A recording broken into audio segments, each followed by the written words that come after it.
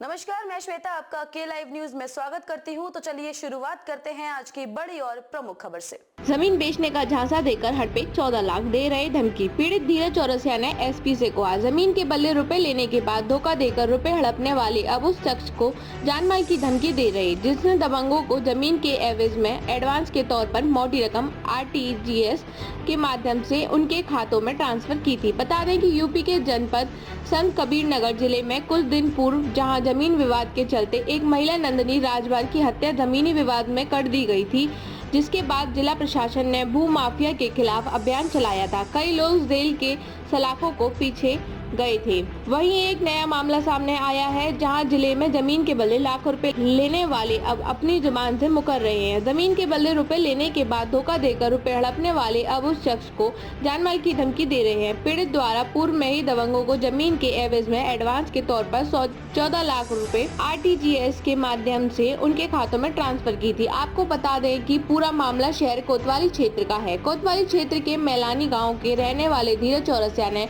रामबेज नाम के व्यक्ति के जरिए मलोरना गांव के रहने वाले सुनील चौधरी और उसके भाई के साथ सड़क किनारे स्थित 2 विस्वा जमीन की कीमत के एडवांस के तौर पर 14 लाख की रकम उनके खाते में आरटीजीएस के माध्यम से भेजी थी। कुछ दिन बीतने के बाद पीड़ित धीरज चौरसिया ने जब जमीन बेनामे के लिए सुनील चौधरी को कहा, तब सुनील चौधरी कोई न कोई बहाना कर जमीन रजिस्ट्री करने से कतराते रहे। बता दें कि जब इस तरह से काफी दिन हो गए, तब पीड़ित ने दोबारा सुनील चौधरी को जमीन का सौदा कराने वाले रामबेज से कहा, जिस पर उन लोगों ने जमीन देने से साफ मना कर दिया। जिसके बाद जमीन के एवज में दिए गए रुपए मांगने पर उपरोक्त लोग पीड़ित को जानमाल की धमकी देने लगे। पूरे मामले पर पीड़ित धीरज चौरसिया ने पुलिस अधीक्षक शिकायती प्रार्थना पत्र सौंप से न्याय की गुहार लगाई है। पीड़ित धीरज चौरसिया ने कहा कि उक्त लोगों द्वारा फोन पर जलमान की धमकी दी जा रही है, जिससे मेरा पूरा परिवार काफी सदमे में है। अगर मेरे या मेरे परिवार के साथ कोई भी अप्रिय घटना घटती है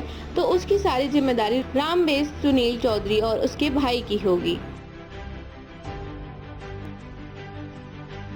खबरों में अब तक के लिए बस इतना ही। फिर होगी आपसे मुलाकात ऐसी किसी बड़ी और खास खबर के साथ। तब तक के लिए नमस्कार और देखते रहिए के लाइव न्यूज।